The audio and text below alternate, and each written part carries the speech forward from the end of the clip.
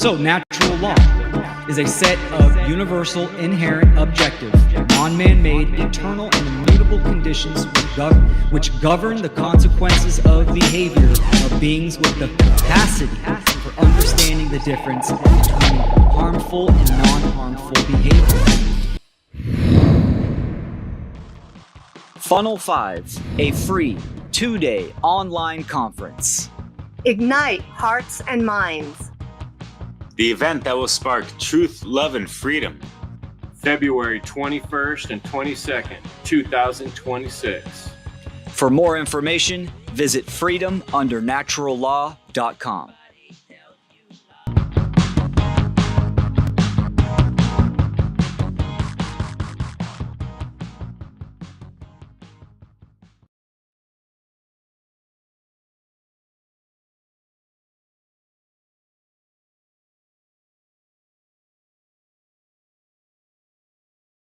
This book and this moment are urging you to pause. The book that changed my life. Are you ready to start your new life? Are you ready to awaken to the purpose and the passion that's been waiting inside of you all along? Check out endevil.life. Evil is the destruction of freedom.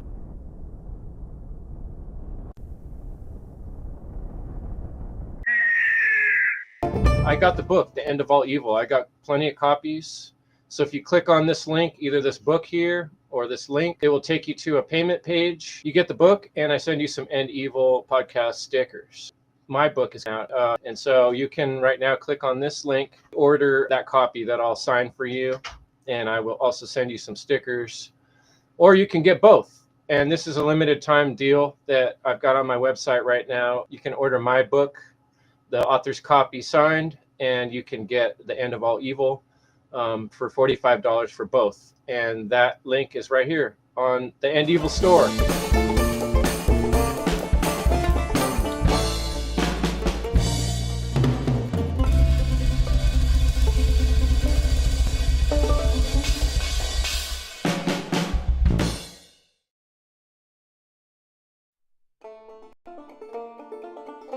This is the End Evil Podcast, where we speak raw truth. The aim is to impress you about the value of your time on this planet, to shine a light on the most important truth that has been obscured for too long, to give you the information and knowledge necessary to make true change.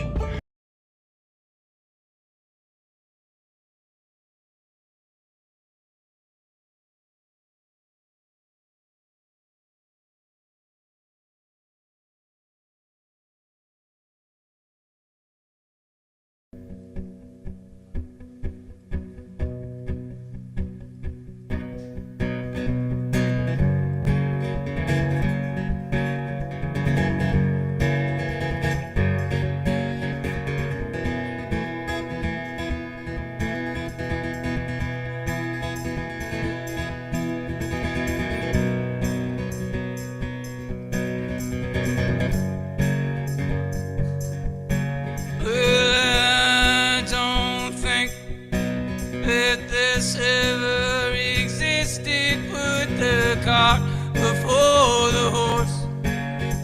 The 6-foot point of distance and the damage that's been done. The government, the gun that shoots to save us.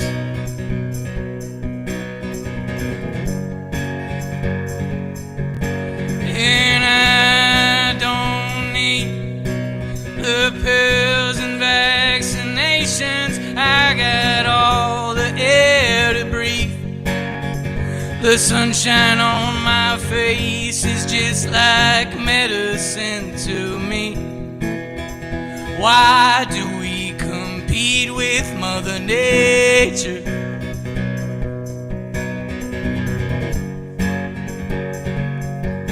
Well, war is hell, a weapon of taxation. It's been poison in the well.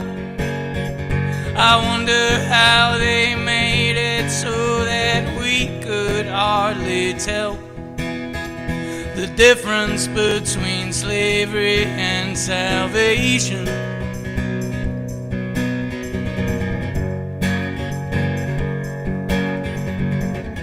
All through the turning, all through the turning of time.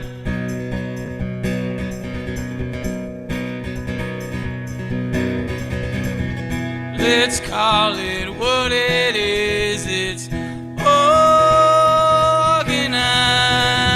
crime.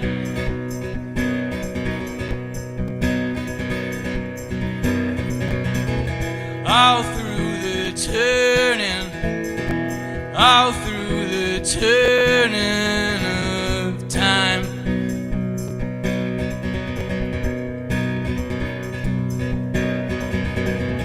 Let's call it what it is. It's organized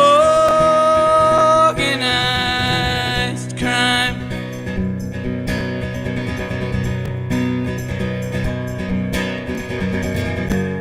For it's easier to trick somebody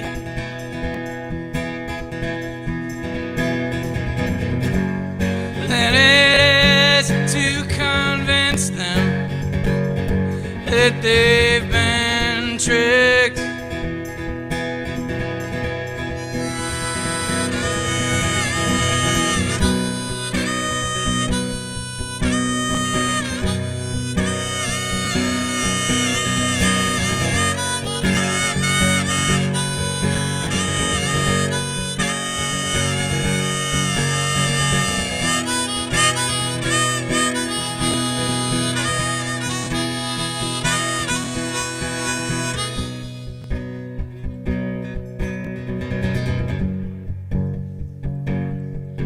So pick your tribe, but your choice is an illusion. It's just two sides of the toss, the red one and the blue one. Yeah, they'll televise the fight and demonetize the revolution.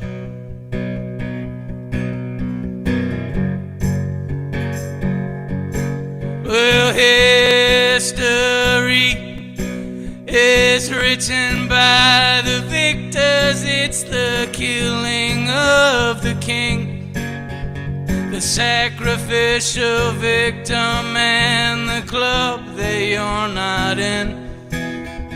The power that's corrupted absolutely.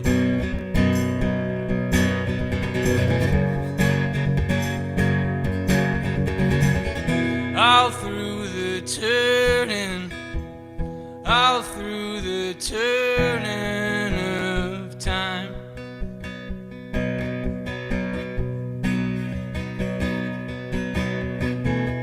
Let's call it what it is. It's organized crime.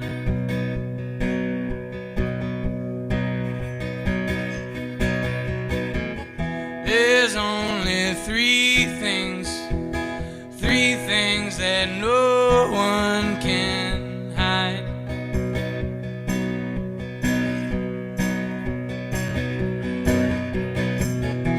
It's the sun and the moon and the truth about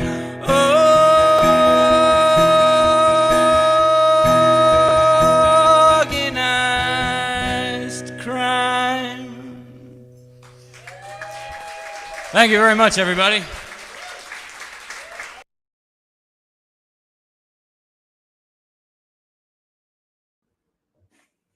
Hello, folks. Welcome to the End Evil podcast. This is Chris Jansen, and evil is the destruction of freedom. If you haven't yet checked out the book, The End of All Evil, I've got it for sale on endevil.life, along with my new book, The Book That Changed My Life. And that is now available. I can send you a signed copy if you click the link on the store tab. And I also just recently added a PDF for a $5 donation if you want to do that. So with no more ado, this is a really exciting interview I got coming up for you folks today. I'm not in my normal studio.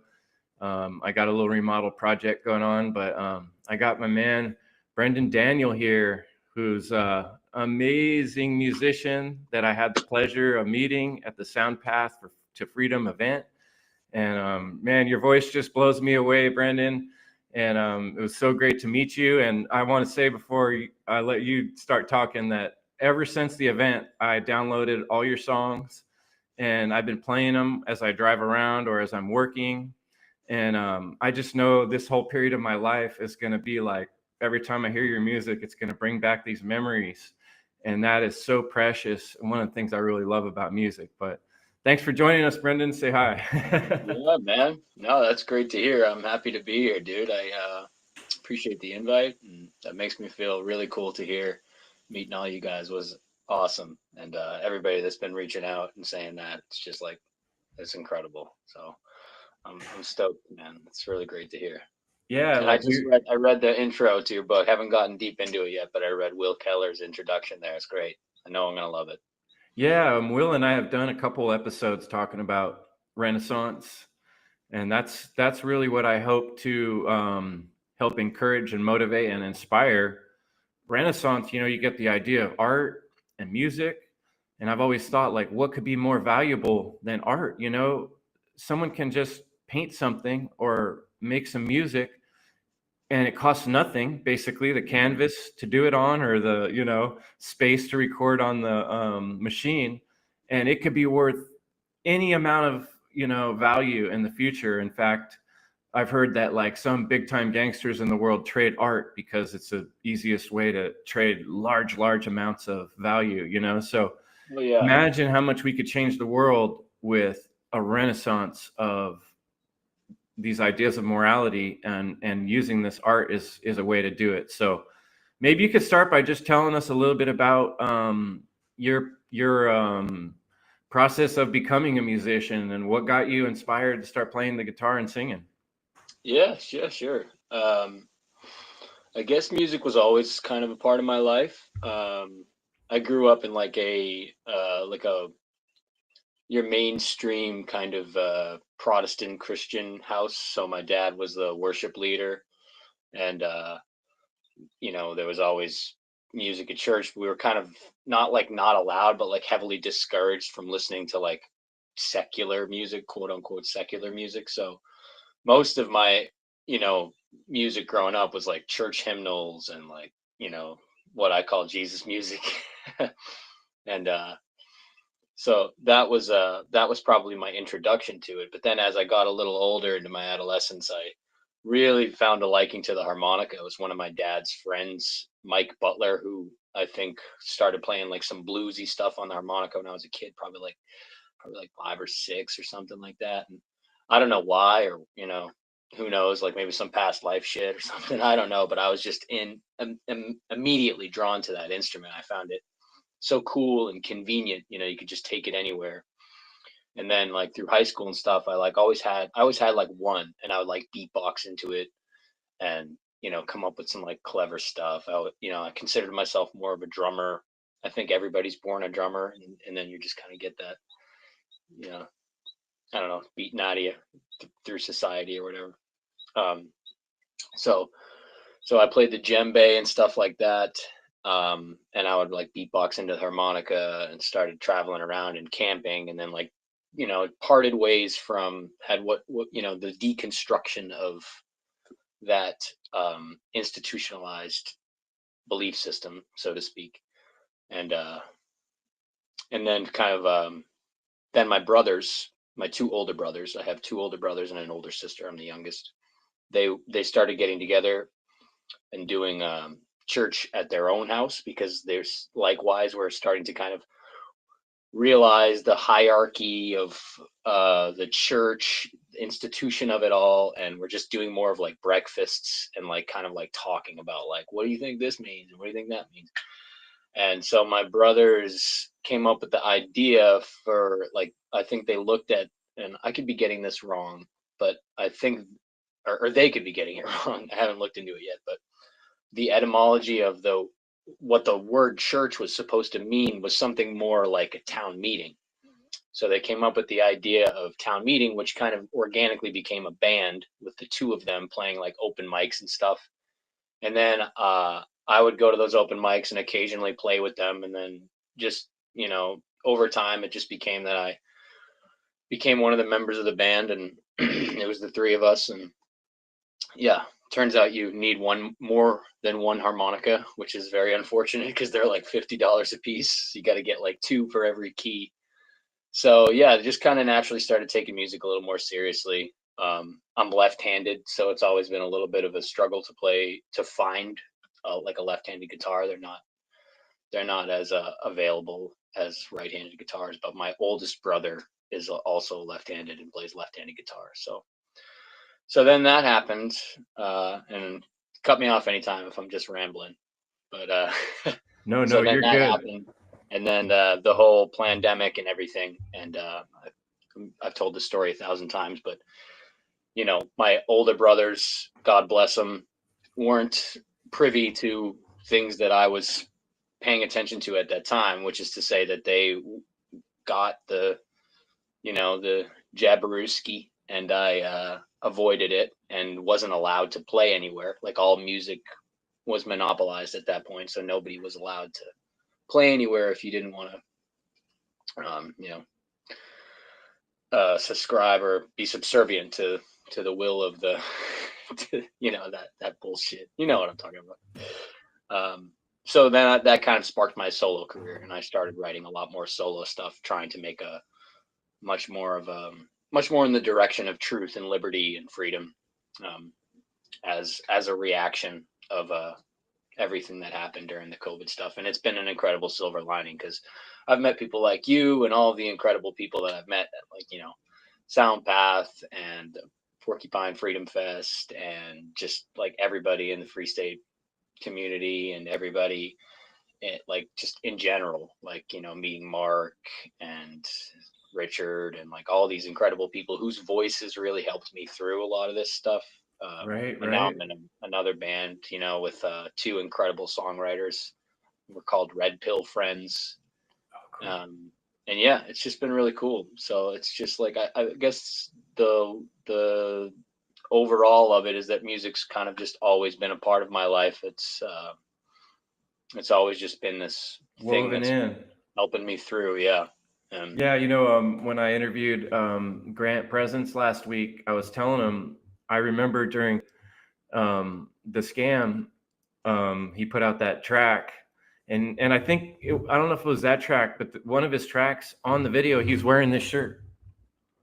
Oh yeah. And I was like, oh my gosh, there it is, and it's someone, you know, like publicly showing it, and I was so excited about that. And like you said, hearing people over the years leading up to that, like Richard Grove, like Mark, obviously, and we talked about that too, helped prepare me so that when that happened, I was kind of like, I know what's going on. This is a scam. You know, I was onto it from the very first bit, you know. But you know what else reverberated with me is you coming from the church and Christian background. My dad was a preacher. He actually went to seminary when I was a kid and got his whatever you call it, degree in ministry, so he could preach at churches. So I spent my whole childhood at churches, and I even joined a volunteer service with a particular Christian. And it was actually, I had a lot of great experiences through that. But yeah, there's definitely this point in my life where I made this separation. And for me, it was like seeing some of the duplicity of it, and seeing some of the, like, I kept thinking about like the Crusades in history. Like, how many people have died in the name of these structured religions, you know? And I came across several books that really kind of opened my mind. Thomas Paine was a writer that he really cracked open my mind in a way. I was like, yeah, those are some good points you're making, bro. So I'm kind of curious, were there any particular influences that sort of cracked that open? And then also, did that cause any division with you and your parents and such, and the rest of your family?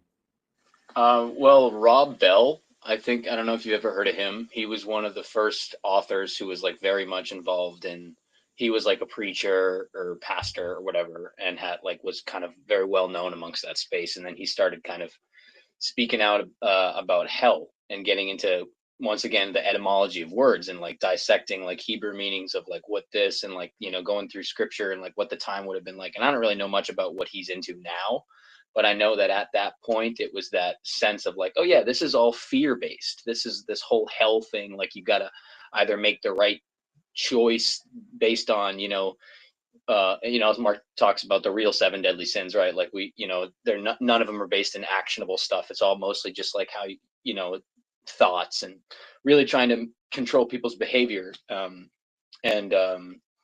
So realizing that a lot of the things that were being taught in, this institutionalized belief system were predicated on fear. And that was the main objective, was to recruit people into the next life, heaven, so that they could avoid the next life of hell, which would go on for eternity. And there'd be weeping and gnashing of teeth and all these horrible things that, as a kid, when you're told that, like, it scares the ever-loving shit out of you, like, I just remember being terrified of this idea of hell. And then kind of deconstructing that. I think all of my brothers and I were kind of doing that at the same time. It didn't necessarily cause much of a gap, from what I remember, between like my parents and I, because I think that they were just happy that we were kind of trying to find it on our own. Like my oldest brother Luke was a youth pastor at that time, and I remember he would put on some pretty like kick-ass things. He would do like, like I don't know, like these like skits and stuff, and like try to make, and he was like Philip Yancey, I think, is another author. He wrote a book called What's So Amazing About Grace, and it was just more touching on the spiritual side of like love and like what the character of Jesus would have, morally been about, like in terms of like rejecting the Pharisees, and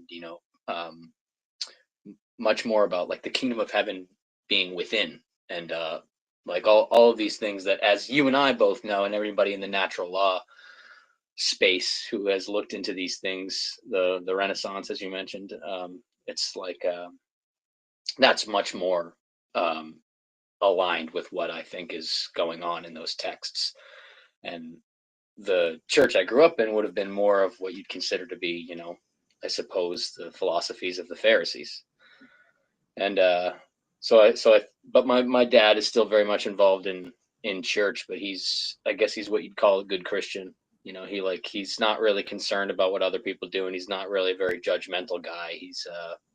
He goes and does like food pantry and just like, feeds people who don't have food, and tries to just help people out. And my mom's a total other direction. She's I don't know where she is with faith anymore, but politics has come in there pretty hardcore. So faith, now that's an interesting topic in itself, but I was just going to reflect on I actually feel like Christians that I've known in the past and still currently, in a lot of ways, there's still more parallels. It's almost easier to bridge the gap of conversation talking about morality, because they generally are people that care about morality and see that as a priority.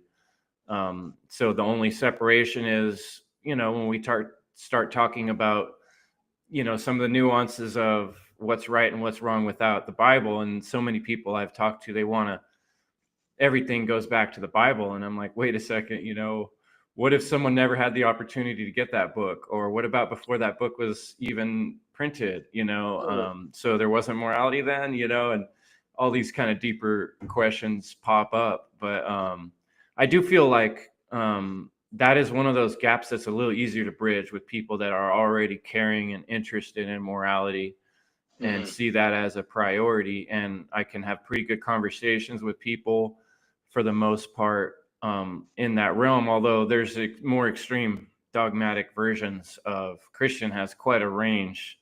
The denominations, right? Like, right. I wrote a song called Tarot Jesus. I played it at Soundpat, and Tarot Jesus is very much based on a lot of these things. I found Jesus at the bottom of the rabbit hole again. He was shuffling a tarot deck and smoking marijuana cigarettes.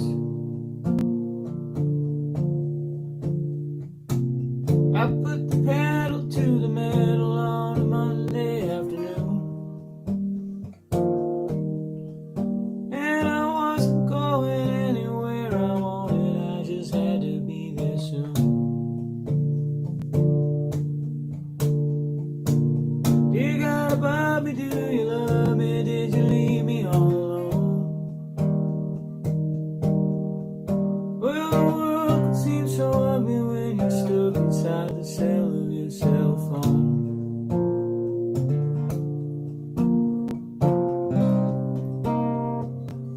So get off it. Everything is an offer. It's a telescope, and all along it's microscopic. Some days are better than other days.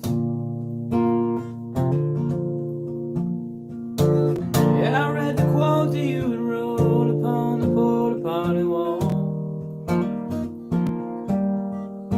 It said war is not the answer, it's a cancer and the downfall of us all. I ran a foot race with the avalanche of overwhelming thoughts. Though I'm buried underneath a master tree like a cherry on the top. It took a while for me to find a style, smile, to try to true. I'm not ignorant to influence, I think that I just need something to prove.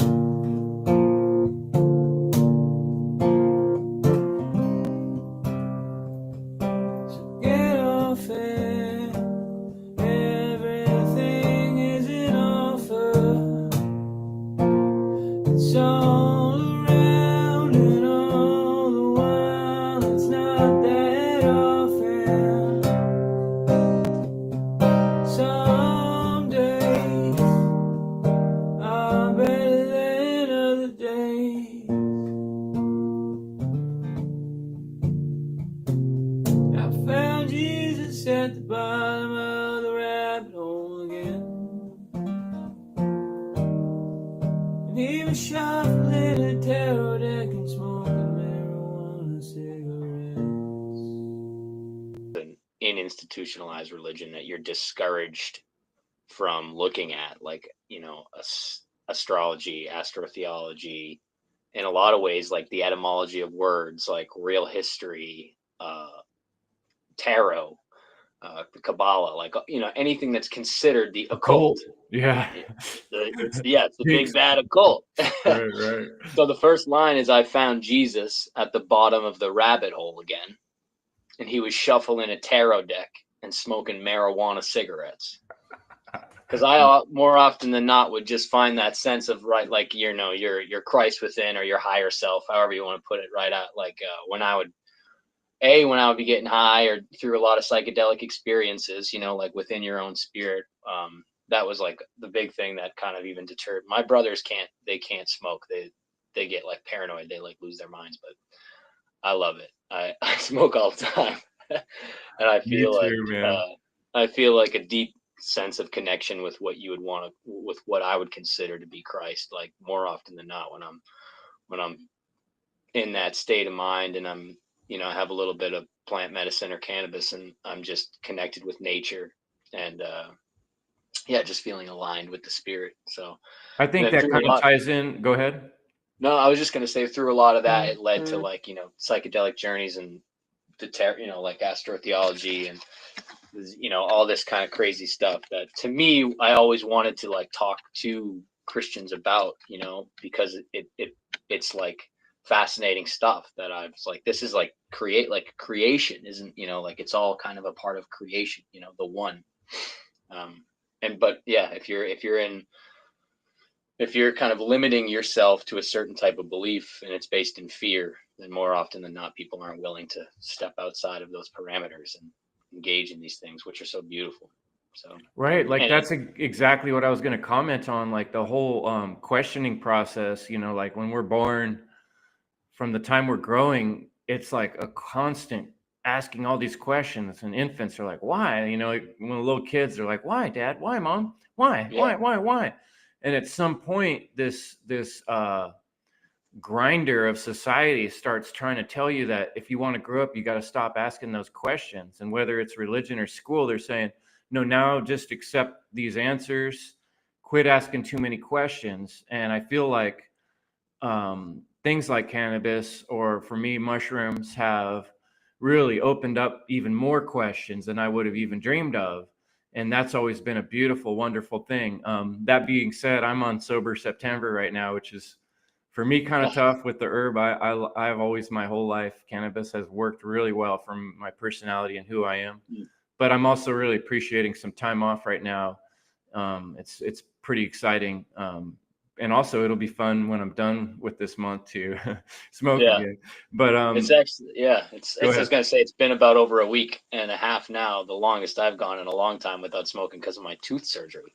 Oh, right. So I've done like the tinctures and like, you know, like little CBD like pills or whatever, but like it doesn't really affect me in the same way as like smoking. So right.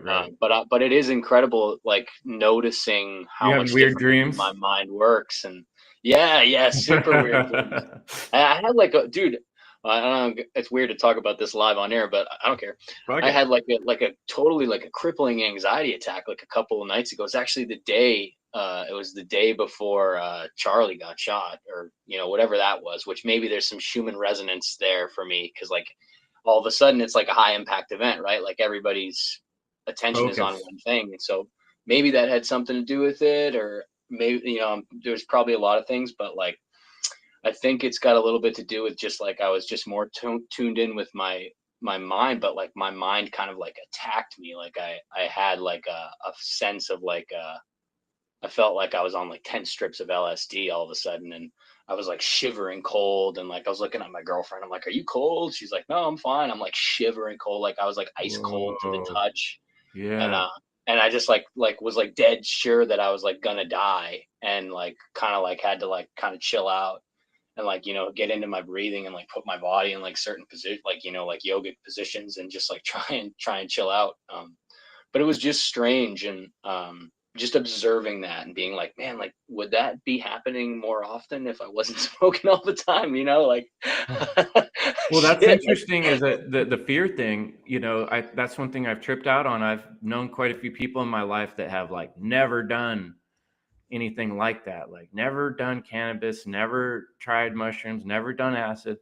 And I think to myself, like, is that they're just that pure in their self-discipline, or sometimes it almost seems more like there's this fear of where's it going to take me? You know, maybe that extreme fear of winding up in one of those positions like you're describing, where you're in the fetal position and your heart's racing and you're like, am I dying? You know, like, but there's something to be said for being brave enough to go there. In fact, not just something, there's a lot to be said. You think about any native tribe, you think about people that go do peyote or go to South America to take the, you know, one of those tea ceremonies or whatever, like you're like risking your mental, you know, you're putting yourself in a very scary place. And when you allow yourself to do that, that's when you climb the mountain, you know, you go through that tough journey of the soul, and you come through, and then you're more powerful because you're like, I've been there, man. I thought I was going to die. I was hanging on the edge of the cliff in my mind, but I freaking pushed through. And I think that makes us stronger and tougher from facing fear and learning that we can get through it, you know? Yeah, that's beautiful.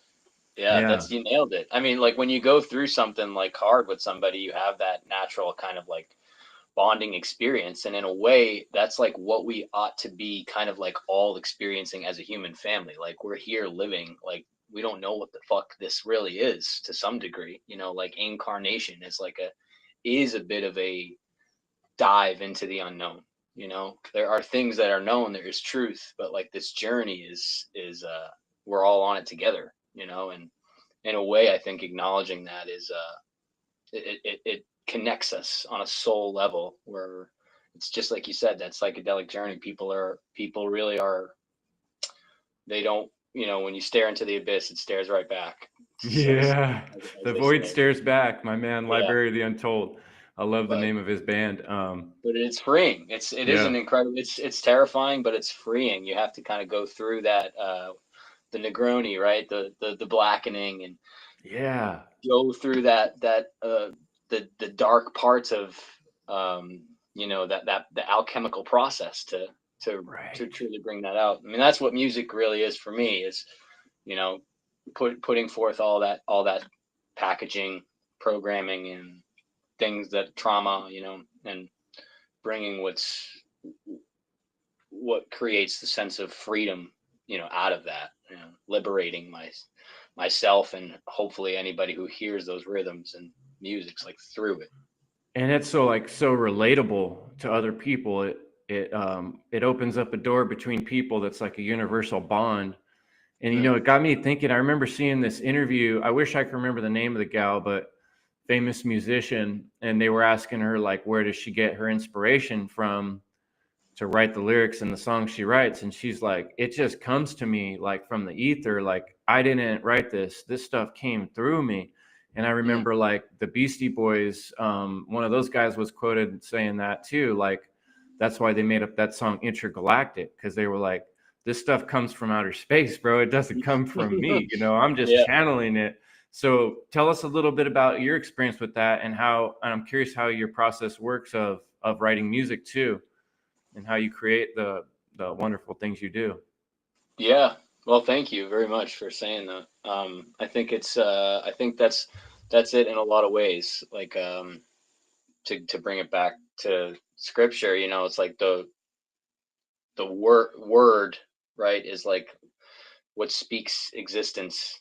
And like word is sound. And I think that in a lot of ways, as human beings, we, this gets back to Passio's pillars of self-realization, where we are stuck in our 5 sense reality, where we think that we're our 5 senses, when in reality, like, we can only pick up so much on the visual spectrum.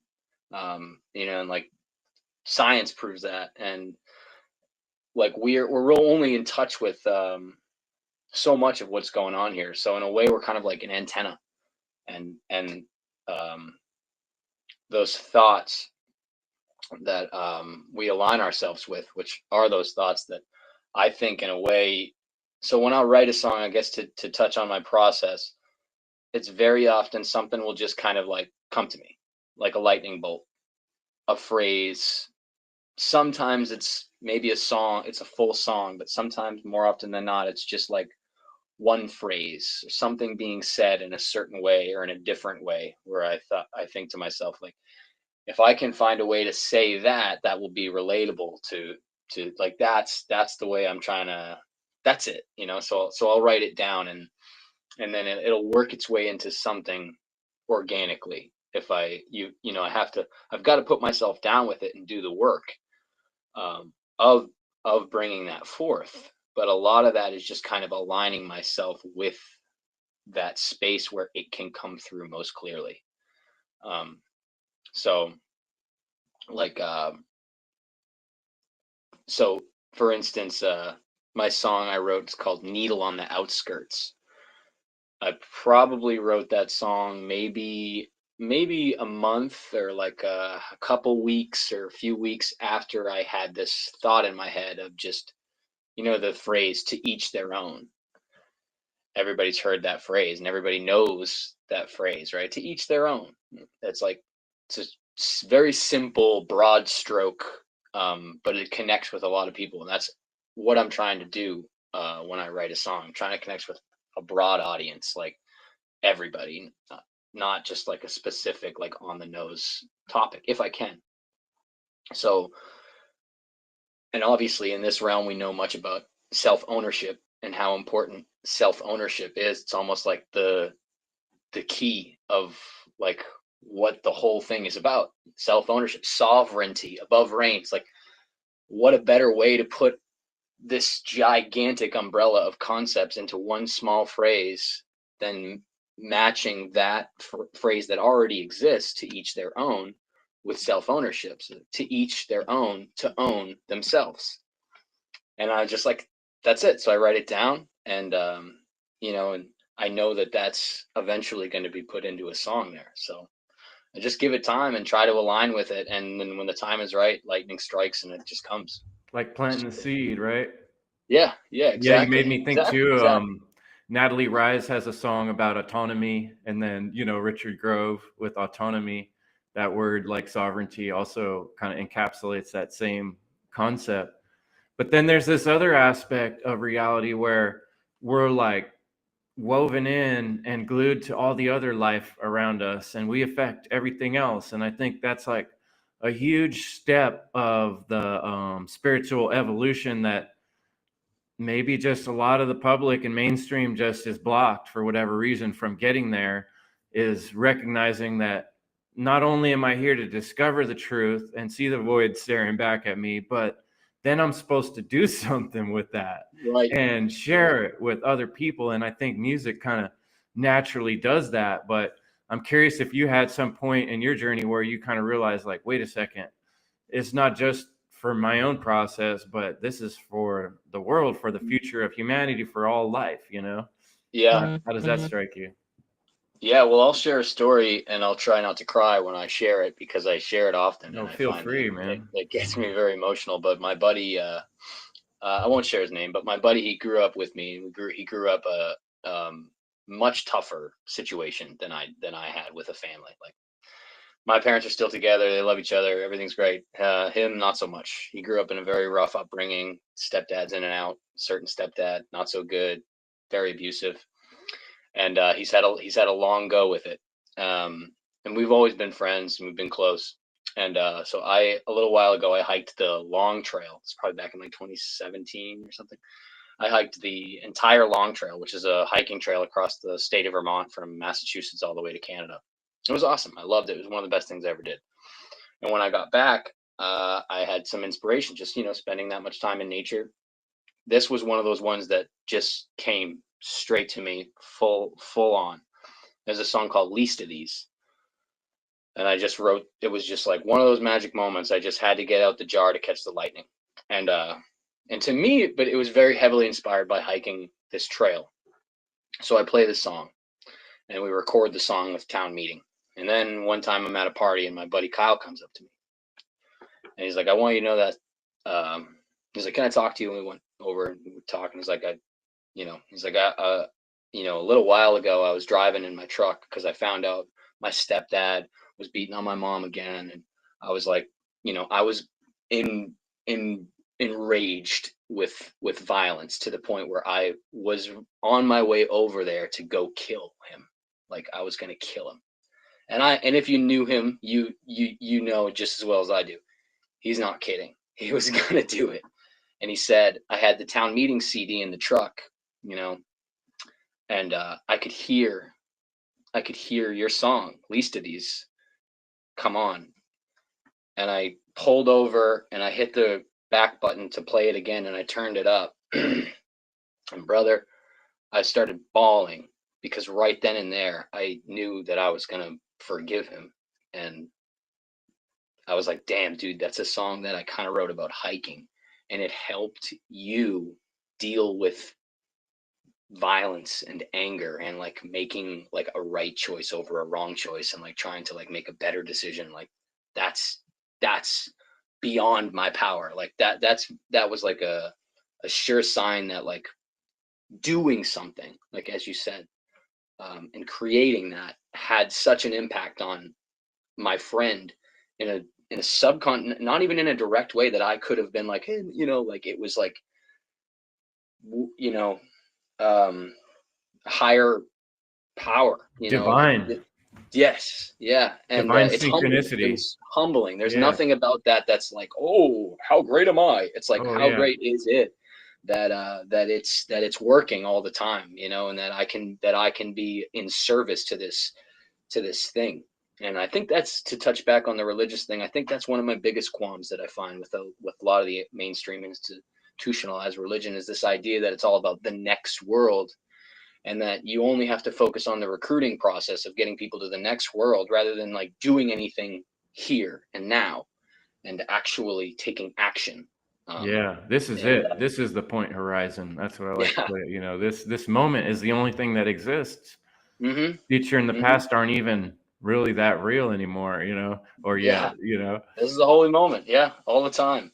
I feel like you got another song brewing there too, unless you've already got this about catching the lightning, or maybe catching the lightning in a jar. Is that already out there? Because man, that sounds like one in the making. If not, Well, who knows? Maybe that's for you, Chris. maybe so. So, I mean, honestly, you guys really got me. The whole Soundpath thing got me going, and I'm back to working on music, which I actually spent quite a few years of my life making up songs. Never professionally, never really published them, but really spent a lot of time enjoying that process of writing lyrics and then putting them together with tracks. And me and my buddy would get together in some little closet and record them and then giggle, and listen to them for the next few weeks. Like, dude, look what we made.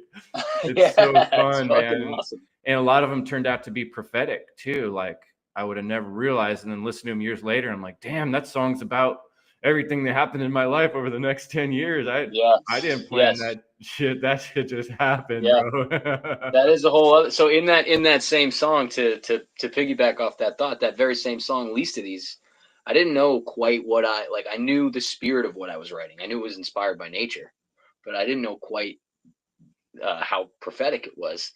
And there's a line in it that says, you said to me, the worst disease is probably what'll hurt the least, so try and keep an eye out. And the song's called Least of These, and I didn't even draw the comparison, because the first line is you said it's about it's kind of loosely based on that scripture, like what you do for the least of these you do for me, or whatever. I'm not well versed in scripture, so I don't know what scripture that is. Yeah. But it's so I didn't even realize I was drawing those two comparisons on least and least within the two verses, but just that realm, like how deep that, like the worst disease is what'll hurt the least. And here we are in 2025 in the realm of convenience and AI, and it's like that's talking about convenience. I didn't know then, but I think that's kind of what I was talking about then. It was like, and I can remind myself of that sometimes when I think of my own lyrics of like, the worst disease is what'll hurt the least. Like, be cautious of comfort. And that touches on what we were saying earlier with the hero's journey and kind of going into the abyss. And in a lot of ways you have to go through that uncomfortable process. And it was cool too, because I was talking with Presence last week about I did some work for Andrew Kaufman, who came out saying about terrain theory, and there is no such thing as disease necessarily. Their whole way of proving it isn't really even scientifically proven at all. And a lot of things Kaufman says and has said so reverberated with me. I've felt that way my whole life about a lot of things. And what with the flu shots and stuff, I was always like, everybody thinks that, but I don't think so. And then people saying, oh, you made me sick. I'm like, yeah, whatever. I mean, people say that, but there's really it's so inconsistent. It doesn't seem at all like a science from my point of view, but I'm just some dude, some homeboy from the street, what do I know? But then hearing somebody who really succinctly put it into scientific terms and explain why, I was like, see, right. Yeah.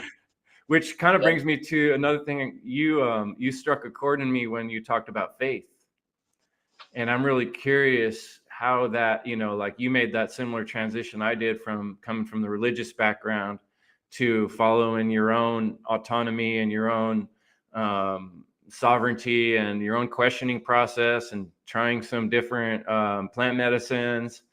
How would you say your relationship with faith has changed through all that? What does that mean to you now? That's a hard question. You don't have to take it on, but I'm curious. Yeah, no, that's a great, it's a hard question, but it's a great question. I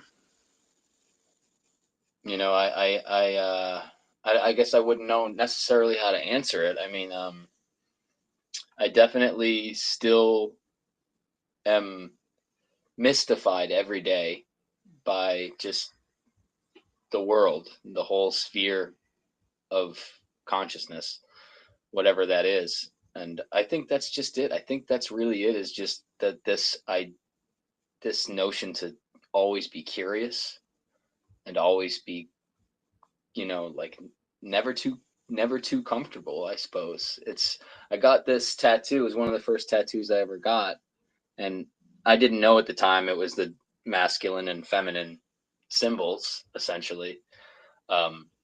It meant aesthetic voyager at the time, because it was just like, it was this movie Into the Wild, and like me and my buddies would go camping and we would always talk about like aesthetic The voyager. candles, yeah. But the idea that life is an adventure, like life in itself, like when you're on an adventure and you got your pack on your back, or you're like out on, on the road or whatever, like you're always mystified by strangers, like whether their kindness or there's just this sense of like anything can happen, that I think like we kind of put it away when we go back like home or like to our regular lives or jobs, and we go on autopilot. But in reality, like we're always kind of like on this adventure, and so I think I try to kind of always remind myself of that, like if I'm drifting off into autopilot and forgetting that like it's all kind of like a big wonderful mystery to journey, that we get to journey Yeah, through, like you can have faith that there's always going to be more questions. That's one thing you can definitely have faith that there's going to be more mystery. There's going to be more mystical things. There's going to be surprises. There's always another door. I've always thought about it like, you open one door and inside that door, there's like 100 more doors, It's like, you want to open another one? Yeah. That's what life's like. Yeah. And I really, man, it hits with me what you're saying about nature too, because that's what, and what you were saying about the town meeting in church, because I remember when I started separating from, like the dogma of the Christian structure, I was like, nature's my church. People say, oh, you go to church? I'm like, no, I go to nature. Nature's my Bible, know? And so, and even Jesus said that, the Son of Man has no place to lay his head. And talk about a rebel, you were talking about the kingdom of heaven is within, right? Like I got into this podcast in my podcasting series. I got into doing this whole presentation about that because I'm starting to relook at these, biblical stories with a different light. I still really like my study Bible and looking back at it. And like, that's pretty awesome. Like Jesus was a rebel. If you actually go read that, what it says is that like, he picked up a bunch of sticks and made a whip and chased these people out of the town center. Like that's not what you think of as being a kind, sweet, vipers, snakes. Yeah. He chased them out, man, with a whip, so he's pretty tough, a pretty tough rebel that wasn't messing around, and, I think, what it brings to my mind is that if you really go through that questioning process, it forces you to galvanize what you do think. What do I think? And how far are you going to go down that road till you actually know and you're not just thinking anymore? And I think that's a big part of that process of, like you were saying, transmutation or working through the alchemical process of becoming, becoming better, becoming more solid in what you are. Yeah. And it's happening all the time. Like in that way of, like with my buddy. Yeah, that story, man, you gave me the chills. So. It gives me the chills. I talk about it on stage. I'm always feel like an idiot. Hey, but that's real. That connects, an emotion. Like you were showing your tattoo. It makes me think too of, like when Mark Passio shows that slide with intelligence, and you got the intel on one side and the gen over here, the creative process, and the I in the middle. It's like our balanced brains, right? Like it's one thing to have logic and be able to work through these logical things, like what actually is a disease. And then it's another thing to have an intuition and be like, I always felt like there was something else, right? And when you put those two together, that's freaking powerful. And that's what these modern structures of authoritarian control don't want you to do, because it's freaking powerful when you do that, Yeah. It's just suppression of the imagination, like hard at work. Absolutely. Right. It's incredible. I had a thought earlier. Well, I guess I had a funny thought earlier where, I guess what you're saying ultimately is that, you're the son of a preacher man. There's a song, yeah. But, no, there is, I guess the thought I had is that, you've got to do the work, and that's the important part. That's also the uncomfortable part, but that's the part that, that is the journey, Right. is taking that step into action. And doesn't artistic expression help with that journey from your point of view? Yeah. Well, artistic expression is like how I feel like is my whole thing. In fact, it's like the more logical side of things that I'm trying to kind of brush up on and get a little better at, getting like a microphone and like setting things up. And, you don't need to be a master at, I understand that my talent is the creative right brain side of things, but it involves a lot of the organization process of putting a lot of that work into action in that logical sense that is, the work part. But, you got to have that part in order to kind of to put stuff out there. Right. Like each person's challenge is different, and that's something I try to point out on the show too, like to encourage listeners. Like, obviously we're not all going to be Brendan Daniel. Like your voice is just amazing. Like my voice is never going to be what your voice in terms of the timbre and the tone and the way you can belt it out. But that doesn't mean that my voice can't create some really awesome tunes, or my voice can't carry some really awesome messages that could affect people, or that it even has to be your actual right. It could voice, be writing, because your voice can be carried through, by someone else who sings it. I mean, that was one of the things I look back at, like a lot of the artists who, what I call the old guard now, because they seem to have sold out after all the COVID nonsense, but just that they used to just kind of play each other's songs. right. Like Meeting folk music, Mike, especially, Mike right? Miranda. Yeah. Meeting Mike Miranda, who was in a band called the Mammals. He's my bandmate in Red Pill Friends.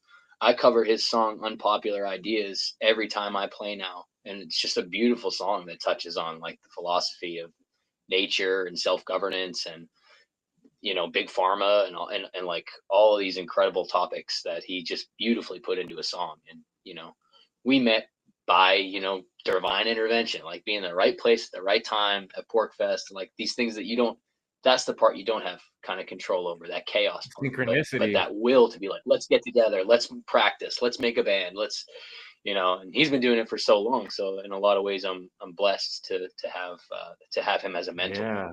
But yeah, I play this song everywhere now, and it's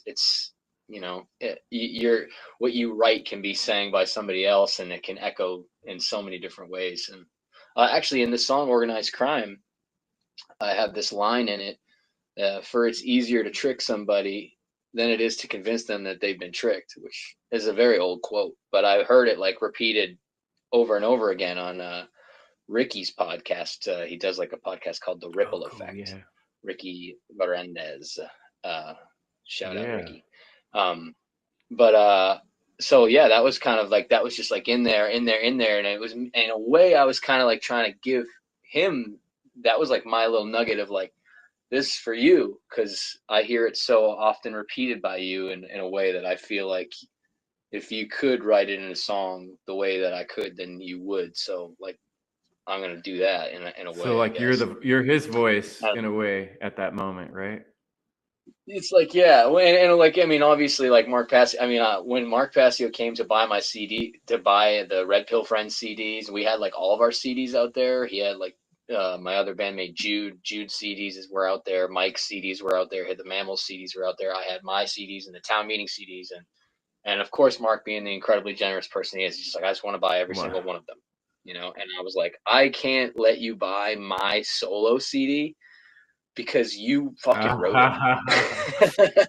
Like in a way, like listening to his a lot, and I mean, it wasn't just him, but like he's definitely like one of the number one voices I was listening to at the time because of his approach.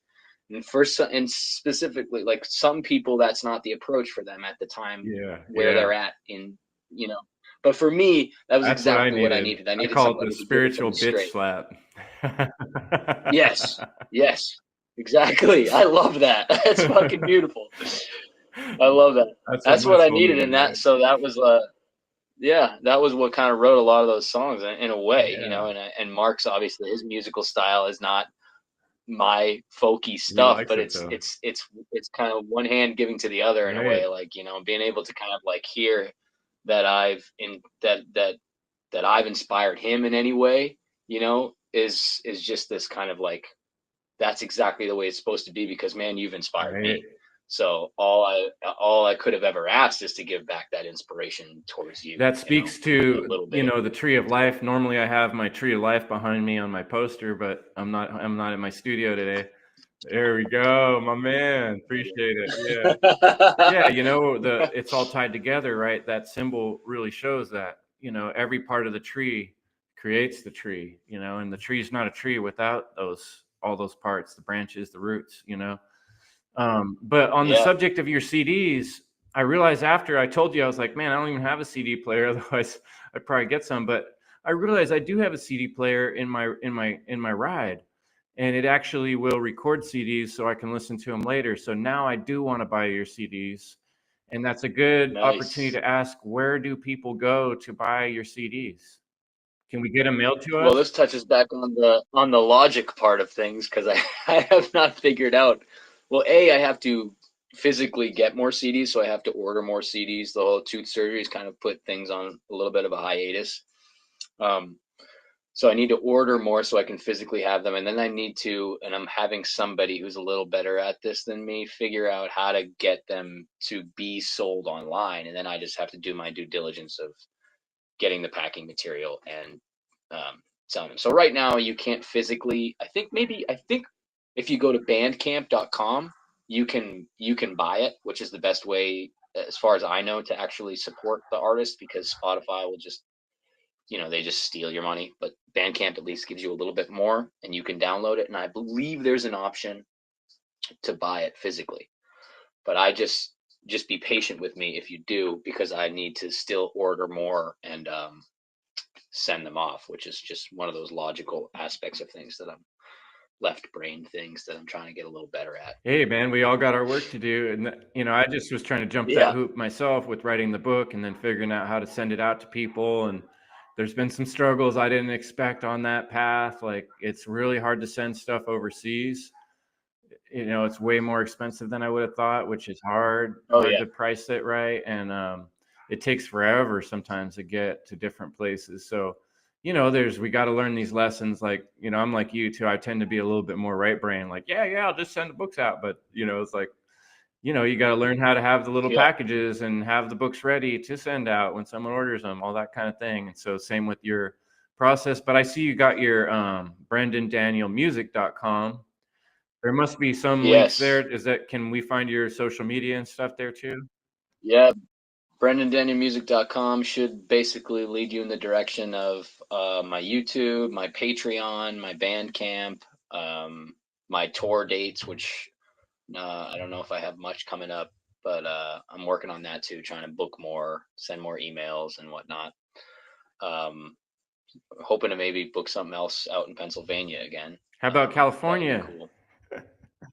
Sure. We need you out here. Yeah, let's make it happen. Well, I got if you guys got iPhones, I managed to get on iMusic and get Live at PorkFest 2023 and Good Intentions. And I've been playing those every day. So, you guys. Yeah, I didn't play Good Intentions at SoundPath. I meant to. And then I wanted to ask you about that one. Which track is it? I don't remember the name of it, where your guitar string breaks. You're like, oh shit, motherfucker. That's Needle on the Outskirts. That's a funny moment. That was kind of my way of trying to get people to come over to Bandcamp, because if you go to Bandcamp, it's like, that version is completed. I put a new string on it. Cool. But You're in a way, I maybe should have saved that nugget. Exactly. Oh, good one. That's me, bro, all the time. Yeah. Oh, that's badass. Well, so people check out. What do you do? Any social media stuff? Do you get on Instagram? Yeah, I'm on Instagram, and unfortunately, I'm on Facebook. I can't stand Facebook, but I'm there because some people are there and they're not on Facebook, and they're not on Instagram, and it's just like an easier platform to kind of like I already had a kind of a big following there from town meeting and stuff, so I stayed on Instagram, and then I got on Facebook for the people who aren't there, because it like shares it on both. So if I'm playing somewhere and I need to have people kind of oh, he's playing here or whatever, so if you go to Brendan Daniel and you add music and you just spell Brendan, Brendan, and it's Daniel, not Daniels. You should be able to find it fine. Cool. I got to make sure I'm on your Facebook. I actually, I hated fake book for years. Like from the original talk about intuition, I always had the intuition that it was like a deep state CIA program. And then now you more and more, you see the confirmation that that's exactly the case. 100%. But you know, like in 2020, when I decided to come out with my first presentations and my podcast, it occurred to me like, oh, you know, I bet you there's like a fake book group about Mark Passio and people that like Passio. And that's where I met Will Keller. That's where I met Leslie Bowers. And so, you know, I kind of have learned to really like fake book in a lot of ways now, because I feel like the main lamestream is trying to move people over to the more quicker moving ones like TikTok and shit. But fake book, you can still have conversations with people on there. You can still have groups. And there are certain good things about it, like relating to people you haven't seen for years. When you're in some town, you're like, oh, what's his name's there? And then you hit them up on fake book and then they're real. So, you know, every evil mechanism, there's usually some backdoor channel for truth and love as well, if we look for it, you know. Absolutely. There's always that's how it gets everybody initially, right? I mean, it's like, oh, we can all just kind of hang out for free and chill and meet each other. So we can use that. And that's why, you know, as long as it, you know, so yeah, there's a lot of good elements to that, you know. I see more often than not, and maybe it's just because of my algorithm or whatever, but in its early years, I saw a lot more of it used for that thing, you know, people kind of connecting and coming together on ideas, you know, like, oh, like fun stuff I found at antique shops or whatever. And then everybody's got you know, you're like, what's this thing? And you kind of have like this collective kind of like, you know, data feed, you know, like, oh, that's this. I'm a collector of those old wagons, you know.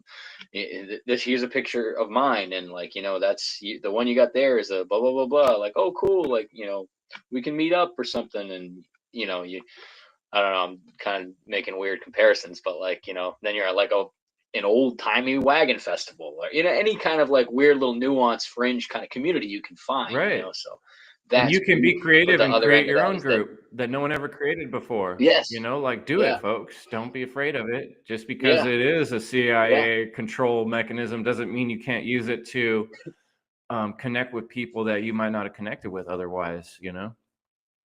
Yeah, and then so for me, the in-person events are everything, because you know, I just like meeting someone and being within their sphere of like, you know, physical consciousness. I feel like I get to know absolutely everything there is to know about that person just by being around them. So it's certainly what leads me to being on like this podcast. Well, you might as well. Like, I'm not as great at connecting with people on the internet, but once I meet them in real life, which is kind of what the internet, you know, should be like, leading to the trickle effect of, we all get together and then we can stay in touch because of the beauty of the internet, you know. But yeah, it's all about getting together and being there. I know you've told it a lot before, but for my audience, can you retell the story of PorcFest and how that all came about for you and how that changed things?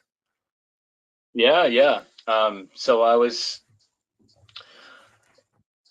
COVID came along, whatever that is, or isn't.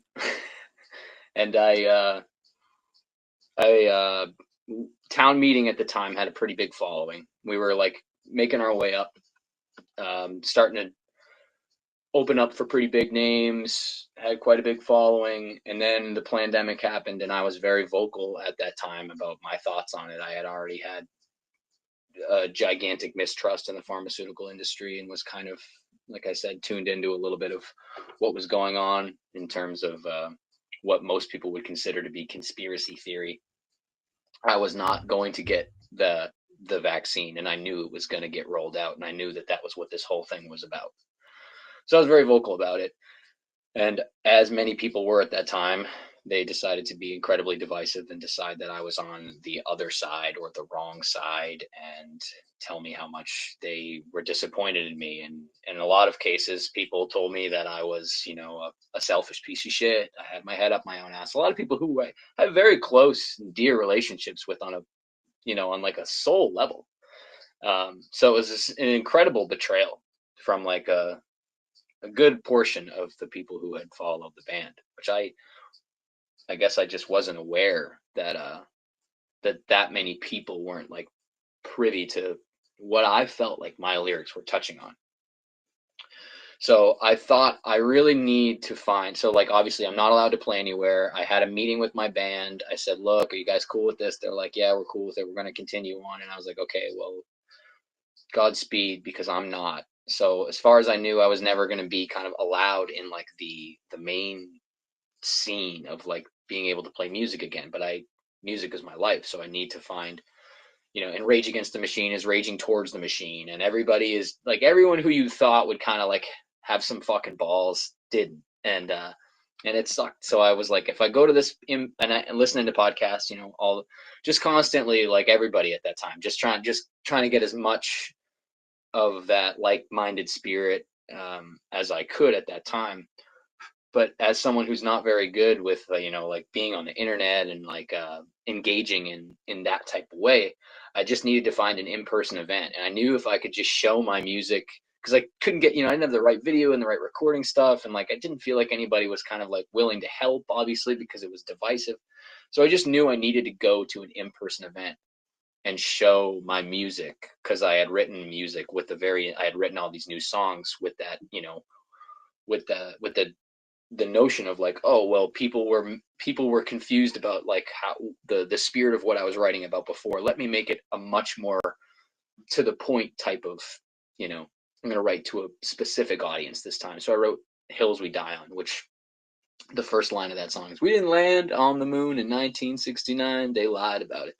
So I was like, okay, I'm a conspiracy theorist. I'm just going to lean right into that, and start off songs like that, that kind of the like very liberty focused, where you can't really kind of dance around it. And I knew that somebody at this type of event would like it. So I pulled in, and I had no idea what I was doing. I didn't have a ticket. I, didn't know what the whole scene was, but I knew it was in New Hampshire. It was close enough to me. And I love the White Mountains anyways. I've hiked in and out of it my whole life. So I went there, and I just pulled in and found a little spot in the field, and I just set my intention. I think I like put some stones down in the field and a feather or something like that, and just kind of like tried to do some breath work. I was like huge into Wim Hof at the time, so I like just got into that space and was just like, this is where I'm supposed to be, and I'm just gonna go around to literally like every campsite and play my music until it strikes the right ear. And hopefully find a camp somewhere to camp, And right off the bat, I found a dude who's incredibly nice. He let me stay at his spot. He introduces me to his neighbors, and his neighbors are these Southern guys. And these Southern guys are like, they're the guys who grew up with this guy, Howard. His pseudoname's Etienne de la Botte. He wrote this book, Government, the Biggest Scam in History Exposed. He's a very well-known voice in the Free State Project. I didn't know. He loved my music, and then me and him became fast friends, just hanging out, just chilling. And then the next day, just like, oh, and I went over to Richard's site because I knew Richard Grove was there, and I listened to his podcast. So I knew he was going to be very busy. He's got his whole autonomy school. So I was just like, hey, is there anything I can do to help? And he's like, find me at the end of the festival. And I was like, okay. So I just, I let that be that. And then I went, and so the next day I'm helping Howard like move some easy ups or whatever to set up for his presentation. And there's a guy there who's got a pair of headphones and like a little field recorder mic. And I'm like, that's what I need to record all my new songs. Like, how's it going, man? Like, where'd you get that? Kind of trying to like talk shop about his gear or whatever. And he's like, oh yeah, like you got all these new songs? Like, what are you doing? And I was like, yeah, I got these new songs. I'm trying to record them. I need to get a recorder. He's like, well, look, what are you doing right now, dude? I'm like, nothing. So he's like, well, let's go record them. So we went over to the parking lot. Now, if any listeners have ever been to Porcupine Freedom Fest, the parking lot's just this giant, beautiful, grassy field that like looks out at the mountains. And he had his van there, and he opens up his van, and he's got all these mic stands and these cables, and he breaks out a cooler, and I'm sitting on the cooler, and he sets up like a whole full-on professional setup, And it was like I was back in town meeting again, like. Like I found the right guy. He didn't even know if I sucked or not, which is the most amazing part. Like I could have been horrible, and he was willing to put in all this effort for me. And apparently I didn't suck, and neither did he. He showed me some of his songs. I was blown away.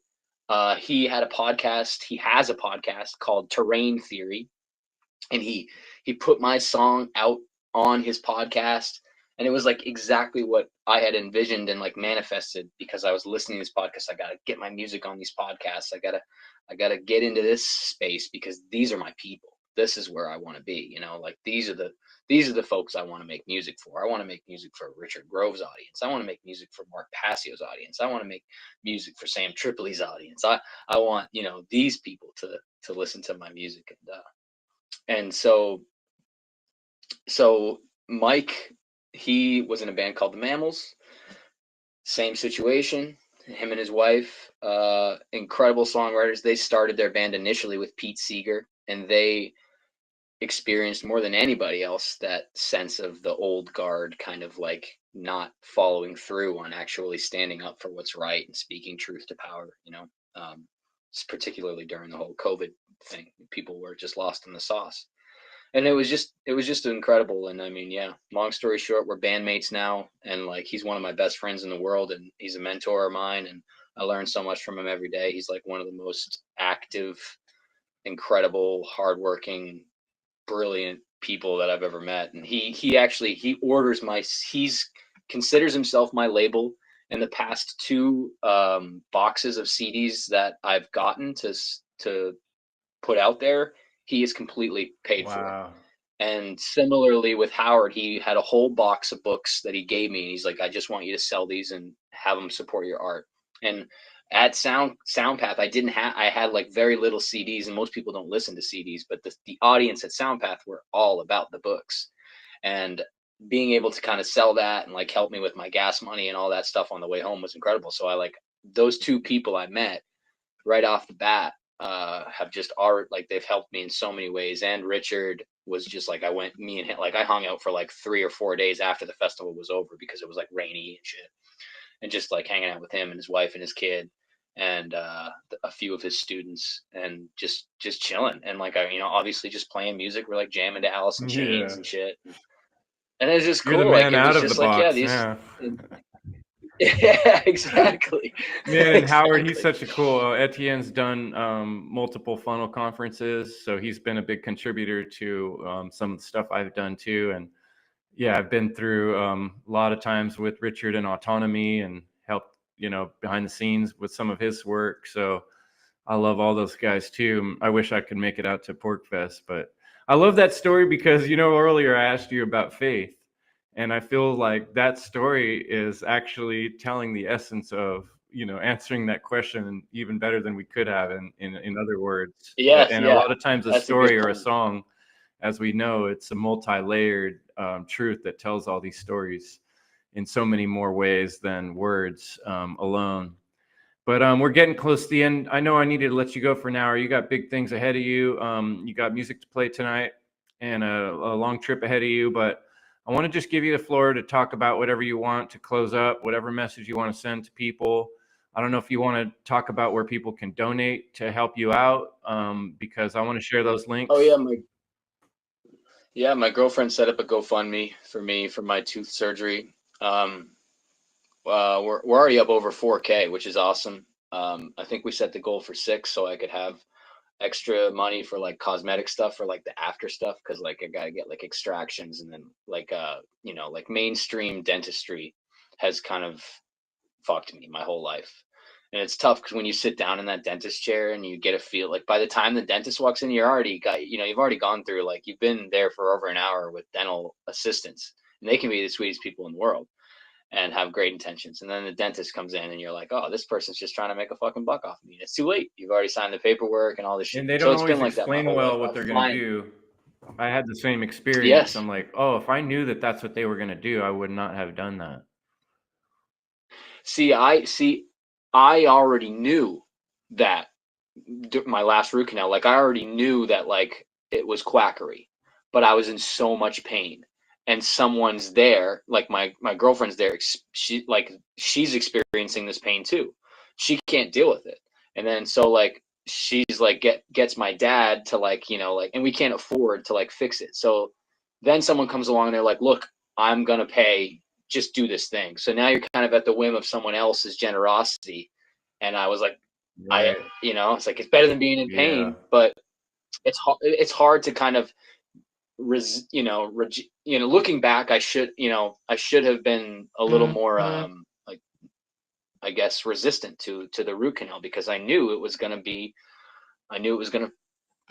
the wrong choice, which it was, because the tooth next to it killed, because they just drill it open and fill it full of bleach, and it's all chemicals. Right.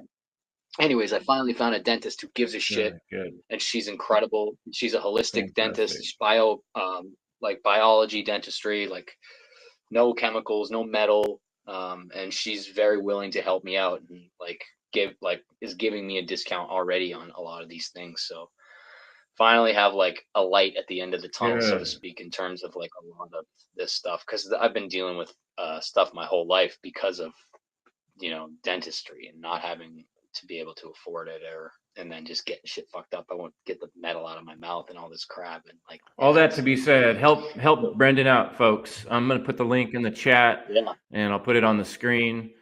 Just kick in whatever you can. He's super appreciative. If anything you could do, and we need to hear that voice. I could wrap up if you want by playing one song live. If I would you want. love that, man. I was just hoping you'd say that. I'm gonna put you on the screen in a second here. Thanks so much, folks, for hanging with us for the End Evil podcast. I'm gonna let the podcast just end at the end of Brendan's track here, and I might put at the beginning. I'm gonna double check with Conrad. He had this cool little recording he made on his phone. Oh, cool. And if I can share that, I'll probably put that at the beginning of the show. But yeah, let's hear this tune. And thanks so much, Brendan, for coming. I really appreciate having you here. And we got a lot of future ahead of us, so we'll have you back. Hell yeah! No, thanks for having me, Chris. It was really cool. Much love, brother. I'm gonna make and you. You've already heard this one. You've heard this one, I think, linked on my on the GoFundMe, because you commented on the YouTube video. Yeah. Oh, here we go. Nope, that's not what I'm trying to do. Come on, Restream, work with me here. Sorry for the tune. It was out of tune play show last night.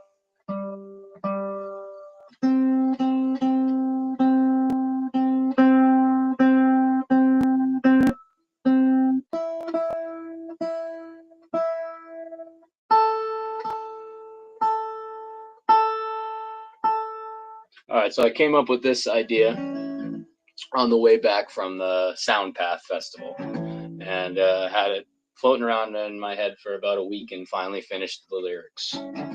It's called One Foot in the Wishing Well. L-I-B-E-R-T, why, history don't repeat, but it sure rhymes, when you got 1 foot in the wishing well and 1 foot in this roller coaster ride.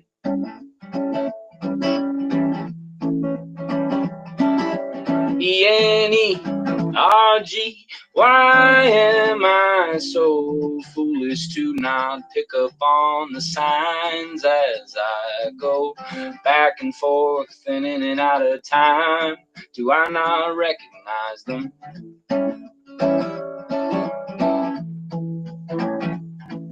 So if I D-I-E tonight, it's alright, my dear. I know we're only given so much time down here when you got 1 foot in the wishing well and 1 foot in the spinning wheel.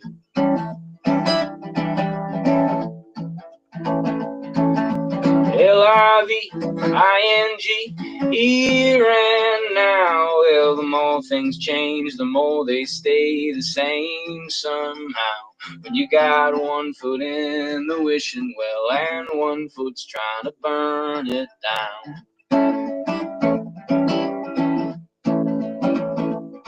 Yeah, here they come and here they go, and they're all insane. They're running towards the pleasure to escape this pain. Well, you don't miss the sunshine till you're stuck out in the freezing rain.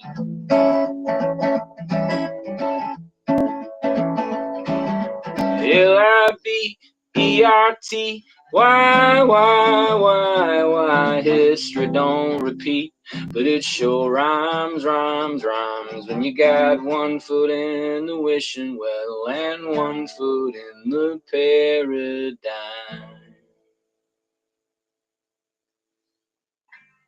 Thanks, Chris.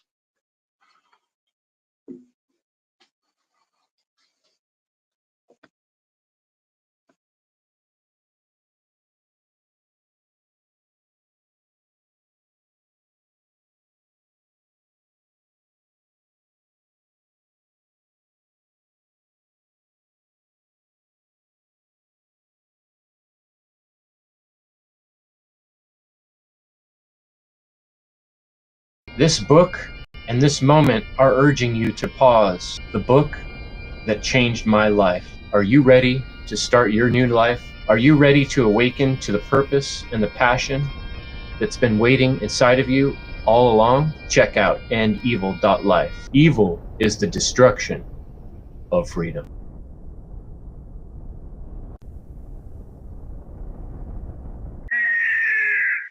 I got the book, The End of All Evil. I got plenty of copies. So if you click on this link, either this book here or this link, it will take you to a payment page. You get the book, and I send you some End Evil podcast stickers. My book is out, and so you can right now click on this link, order that copy that I'll sign for you, and I will also send you some stickers. Or you can get both. And this is a limited time deal that I've got on my website right now. You can order my book, the author's copy signed, and you can get The End of All Evil for $45 for both. And that link is right here on the End Evil store.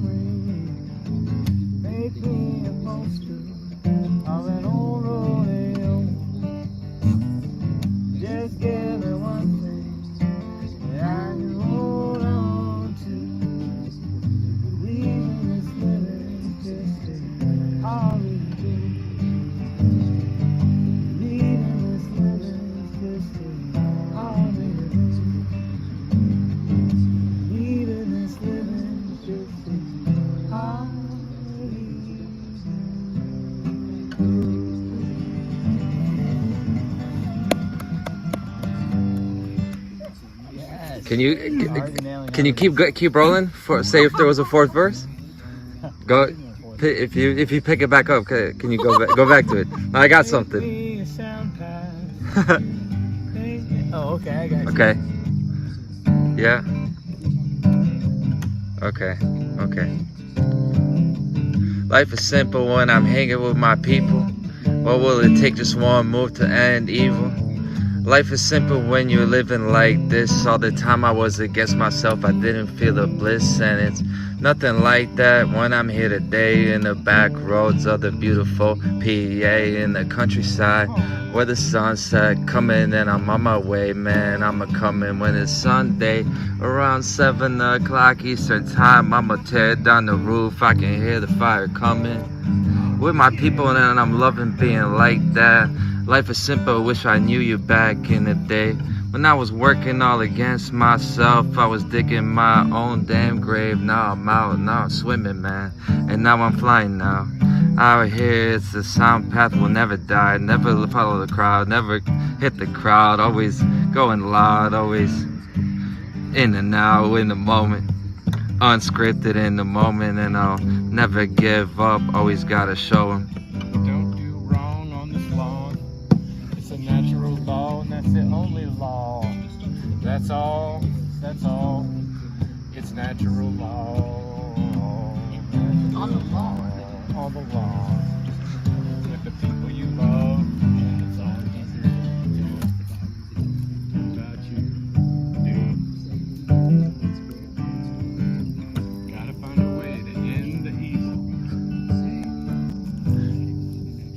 Oh yeah.